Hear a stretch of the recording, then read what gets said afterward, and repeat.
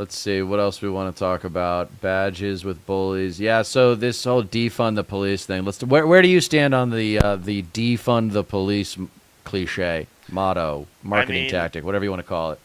it's a good slogan because it gets people's attention, and like you ask people about it, and most people aren't saying like, oh yeah, no, abolish the police. That's not what it means. No, I mean, since um, the George Floyd protests and the civil rights uprising and whatnot in 2020, uh, it's always been about reallocating funds because a lot of police budgets are, shocker, uh, bloated. Right. So, like reallocating funds to police budgets to better social programs, or even like little departments that like at least operate like with the police, like associate with the police, like coordinate with police. That don't have to be police officers because you don't need to send cops to literally every situation, especially mental health emergencies, because it like Hmm. it, that's how people end up killed by cops for no reason, unarmed people, Hmm. or your family dog gets shot because oh my god, this little Boston Terrier is running at me. Better unload my gun into it. Like a lot of cops aren't fit for that kind of thing, and Right. they're already stretched thin as it is. So, um, divvying up departments would alleviate a lot of stress. Um, and at the very least, uh, passing some sort of legislation to ensure that departments uh, have their funding go to certain things such as training, like better training, like and much longer training, because cops in America do not get like the length of time of training Right. that they really truly need, like especially compared I've to heard other that. countries. Yep. I think all of that can go a long way because like clearly it's been like various police departments are total shit shows. A lot of them are very corrupt. A lot of them are very racist. A lot of them have a lot of bad apples, and like a bad apple, it spoils the bunch because you have bad apples and then like the so-called good caps that um, good cops that cover for said bad apples because it's like um, it's self-reinforcing. Like you look out for each other, or else like there's an implicit threat amongst Yeah, the police. Like police it's code. literally, yeah. Like you don't Yeah, out the me. brotherhood.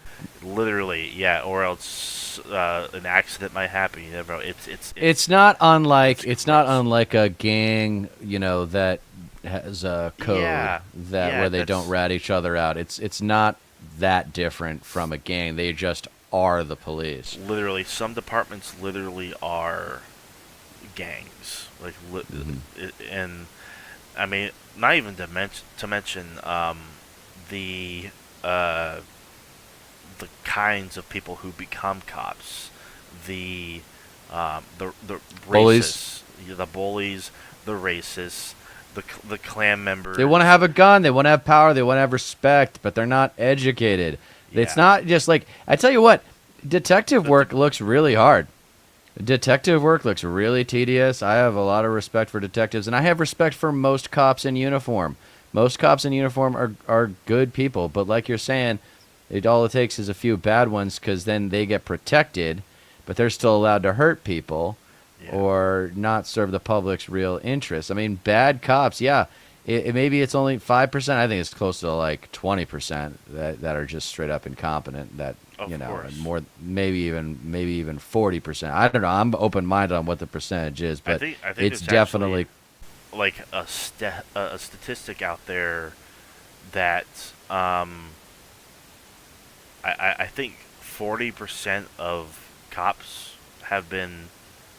I don't know the actual statistic, but like there's a very high number of domestic violence incidents that mm, involves cops and their spouses. Like right. it's a very broad very concerning issue, like without a doubt. Are you surprised? No, not at all.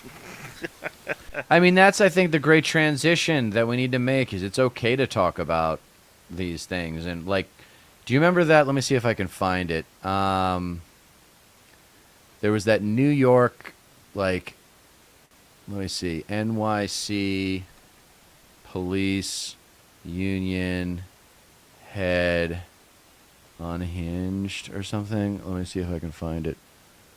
Oh yeah, the here we go. head of the police union in New York. Yeah, hold on, here we go. This is hilarious. Let's do this. Absolute lunatic. This guy is fantastic. He is a wonderful. Well, this might not be exactly the one, but Good afternoon. 375 million interactions with the public every year. 375 million interactions. Overwhelmingly positive responses. Overwhelmingly positive responses. who cares? But I read in the papers all week, we all read in the papers, that in the black community, mothers are worried about their children getting home from school without being killed by a cop. What world are we living in? That doesn't happen. It does not happen. I am not Derek Chavon. They are not him. He killed someone. We didn't. We are restrained. And you know what? I'm saying this to all the cops here. Because you know what? Everybody's trying to shame us.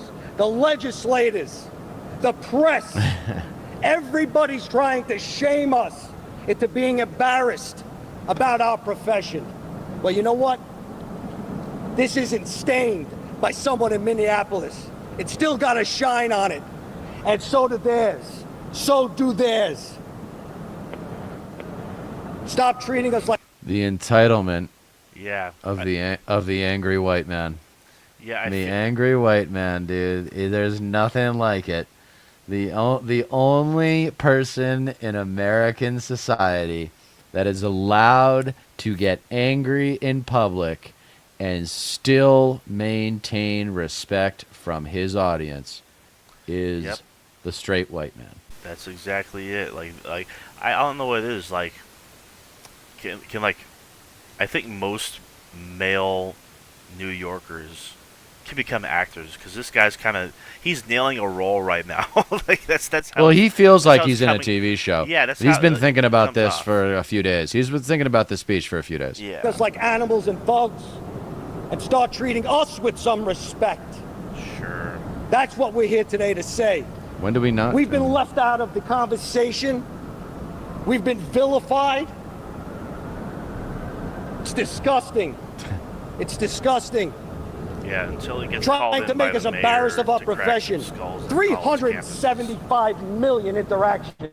375 million interactions. Keep saying that. Overwhelmingly positive. Overwhelmingly, like no specificity on those statistics. I don't care if it's 80, 20, 90, 10, 95, 5, dude. I don't care what those interactions mean. Like, you think you're going to keep harping on one statistic and get me to think that you have done an objective analysis of your department? I mean, your union endorsed Trump publicly. How do you think Yeah. the public's going to react to you? Like, How do you does think that the warrant educated respect? people of New York and the hardworking people of New York, because I love that city, how do you think New Yorkers are going to respond when your police union endorses Trump? No kidding. Give me a Let- break, Let alone dude. Eric Adams, a complete fucking clown, who just Yeah. sent these fucking thugs to the campuses Yeah, in in New Columbia. York City. Yeah. Yeah. To fucking start shit with the protesters, the peaceful know. protesters who weren't doing anything, and they had to go there and escalate. You know, they wanted It's to go in what there they and do. crack some skulls. Yeah. Hey, man, Yeah. it's like that How does attitude. That It's the warrant same. respect? It's the same attitude that you have about the weapons, right? Why do we have the weapons if we're not going to use them? Why do we have the cops with all these fancy another- weapons another police if we're department. not going to use them? With a bloated budget, they're like their own little fucking mini military, basically. They get so Yeah. so The much militarization of money out the police. We budget. should. I'm gonna do some digging on the militarization of police because it's a fun topic. Oh yeah. Nobody talks about all the police officers that were killed in the last week in the United States of America, and there were a number of them. We don't condone Minneapolis. We roundly reject what he did as disgusting. It's disgusting. It's not what we do. It's not what police officers do. Our legislators abandoned us. The press is vilifying us. Well, you know what, guys? They're like the most well-funded I'm police proud to be a department in cop, the country. and I'm going to continue to be proud to be a cop until the day I retire. And that's all I have to say. Oh, you're so tough.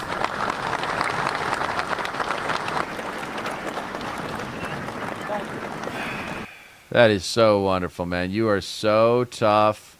Quintessential, classic New York badge right there. The New York badge, man. Yeah. Way to be tough and just, completely reestablish your authority by getting angry, you fucking idiot. How the hell do you think that people are going to respond to that? Who is your PR agent? Like, people say PR people don't need to exist. Show them that video and tell me that dude should not have talked to a PR person before he got in front of that microphone. Yeah. Give me a break. I mean, you don't know what you're doing. Public communication needs to be done by experienced, trained, or just fundamentally intelligent and thoughtful people. Yeah. I mean, this is not for just some tough guy cop to get up and lecture us about how we're supposed to feel toward him. Especially exactly. a black mother raising her kid in the hood. Yeah. I mean, he opens up with that, and he's like, well, Yeah, your response should be, why does she feel that way? I want to go talk to this woman right now. Mm-hmm. What the hell happened to make her feel this way? That is a progressive attitude. How can we make it better? We are calling it progress after all, right? Yeah, I mean, it could be the fact that one of your police officers shot and killed her son who was unarmed, or her husband who was unarmed, minding his own business, or one of your police officers said they felt threatened or thought they saw a gun when no weapon was present whatsoever.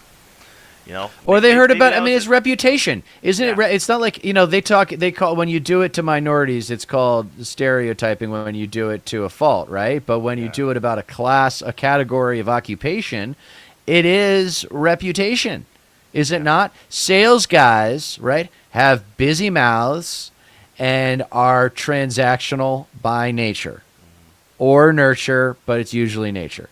Okay. Like, that is who they are. That is what they do. Don't expect people to have, unless they're very sophisticated and enlightened people, don't expect them to have adapted perspectives when talking about different things and being able to compartmentalize their attitude towards their profession, especially when they're successful, versus their attitude towards relationships. Yeah. And so, this guy, like... In terms of, you asked earlier what kind of people want to be cops. They want to have power, respect, and what else? Power, respect, and good money. Cops make good money, especially if you do all that overtime. Right. You can look up how much your cop that pulled you over made last year, and the last time I did that was a long time ago because I've been, knock on wood, haven't been pulled over in a really long time. Yeah. But the last time I got a ticket and looked up the cop at Beverly Hills maybe 10 years ago, and he had made $227,000, as I recall, in 1 year. Crap, dude, that's insane. I mean, especially down in Beverly Hills, like it's a very and over half of that was overtime. More than half of that was overtime. The guy just cranks out parking tickets and auto tickets. Well, so you're saying that cops do have incentive to fill a quota. Well, it's not exactly a quota as much as it is just. Well, they have incentive to work. Their own pockets, yeah. They have incentive to work. Yeah. They're just like, I'm sure most of them are good people. Like, sure. Whatever. I'm willing to make that concession. I don't care. The problem is that we're not recognizing how much power these people have in our society. Yeah. And they don't even realize it either. Like they. they're not trained well enough to handle various pressures, because there's a lot of different pressures that come with the job to begin with. And if like they're not being like fully fleshed out and addressed, and so that you're mentally prepared and ready, like at all Right. points to adapt to these pressures, and like not only address them or acknowledge them, but accommodate them and approach it all the right way, then like yeah, you're going to have this distrust. You're going to have the media on your back because mistakes happen, or uh, people die. And there goes reputation, and Yep. like especially like when your budgets are so over bloated to begin with.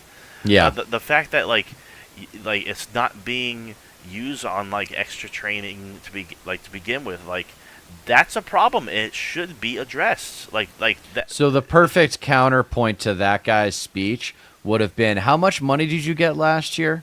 Yeah, what percentage of those overwhelmingly 375 million interactions, what percentage of them were perfect? You know? Right. Okay? Because for that amount of money, I'm not willing to accept anything less than 99%. Because you're getting all the money you need and 10 times more. Like, you're getting so many weapons. Like, you can see it in the body language too when they break out the riot gear and they break out the big guns. They're so pumped. Oh, nice! I get to use my big gun now. Yeah. And it's, I talk about it in my 3 false gods of conservative citizenry. It's the framers / Constitution, the unregulated free market, and the uniform. This is the uniform. It's a false god of conservative culture. And guess what? Most of these cops are conservative. Like, they believe in, they want to have power. They don't want anyone to have they don't want to have consequences because they know that they might get misjudged. They know that if they make a mistake or whatever, they might ruin their lives. It's not necessarily that they're risking their lives, like they might die doing what they do. Right. I don't think that's the real fear of being a cop, insofar that there is a fear of being a cop. I'm sure there is. Let's be empathetic. Sure. Yeah. Okay. So I don't know. Yeah, the fear of dying as a cop, if you're working in certain parts of the country, yes, I could see that. I actually think what's more likely now is that there's a fear that you're going to get put into some situation where you have to use your gun, and you're going to be held to account for how you used it. Exactly. Yeah. And that's the anxiety. So all that does is produce more anxiety when that moment arrives. And with the body cam footage now, and that is required in some states and not others, and like Right. that's a whole mess. Like, they can turn it off in some situations. Like, it's not perfect, and it never will be, but it should be a lot better than it is, my man. Yeah. Like, are you kidding me? This tension doesn't exist because of the population, thinking you're trash by nature. It's Yeah. because of your reputation. Right. Those three, Boston cops. It was interesting. Growing up in Massachusetts, the Boston cops weren't so bad because it was usually they were just directions on how to get from point A to point B, and whatever, just making sure people behave themselves, walking around the city. People usually do whatever, but the state cops were just all kinds of attitude. And Yeah. I don't know why. I mean, I guess it's because they had more authority. Their jurisdiction was the entire state. So if anything went down and there were multiple cops involved, then they would be in charge. I don't know where that came from, but there is that weird entitlement, and it comes in different shapes, sizes, and colors depending on the police department that you're working for. But let's get honest with it. Like, let's get real about it. It's a thing. Having that gun and badge and protection and that money and those benefits, because those are some damn good benefits that cops and their families enjoy, then they should be held to a very high standard. Exactly. Overwhelmingly positive. That's not good enough. Overwhelmingly positive. Like, That's not even good enough. If it's 99% that way, that 1% is a failure, and it should be Right. acknowledged as such. Like, period. It should be a dispassionate. The best chief of police that most people regard in today that's like a famous police personality is Bill Bratton. Started in Boston, went to New York after 9/11, went to L.A. Like he's like, if there were ever a celebrity police officer in American history, this is the guy. And he's very dispassionate about when he talks. And he's just like, these are the statistics, and these are the decisions. Yes, we made a mistake here. This is what we learned from this. Yada yada yada. And he's clearly very like, yeah. And it's just like it's like a PowerPoint slideshow. Yeah, like that's what it should be. Yeah, it should just be a basic PowerPoint slide. We demand respect. No, you shut up. Like one of your fellow mates. Yeah, I was in a Minneapolis police department, but this was only the one that was caught on camera, homie. Okay. This was only the one that was caught on camera. How many more times has this happened when there's not a camera around? Probably a lot. Yeah, given Probably how a lot. many, given how many like instances we have of like this same kind of thing happening on camera, like unarmed black males being riddled with bullets. You know, like how many times did that actually happen? And then the cops cover it up and they change the story, because even the George Floyd thing, excuse me, wasn't portrayed accurately when the initial press release went out. It wasn't until whoever the girl was that filmed posted that video online that showed it exactly what happened. Yep. Then the story got changed because the cops write the reports. They can say anything they want. Period. Right. And so it's like no wonder there's been a big distrust of police within the past 4 or 5 years. It should be a no fucking brainer, you know? Yeah, and so many of them. I mean, just I want to say, I'll keep saying most of them are probably good people, but come on, inside probably every single one of them is an inner bully. Like you kind of have to be, don't you? Sure. Like in order to like you're there's an assertiveness. You have to turn yourself into a weapon in certain circumstances. You have to be trained and prepared to do that. Yeah. So that means you have to be prepared to take life. Right. Only not necessarily a bully can take life, but only someone who is aware of the bully instinct can take life. You have to tap into that in order to kill someone. No, of course. I speculate, but I think I'm right. Yeah, not to mention like putting yourself in that mindset, because like you never know, and it's such an unpredictable thing, and it takes, like I said, it takes a lot more training, like to actually like manage that instinct, that feeling, that potential, that possible scenario. You know, it's not an easy thing to navigate for fucking anyone. You know, and it's no wonder like just like you can't have knee-jerk reactions in an occupation like that, because it could cost innocent fucking lives, you know. And then like hopefully you're held accountable for it because you fucked up. Yep.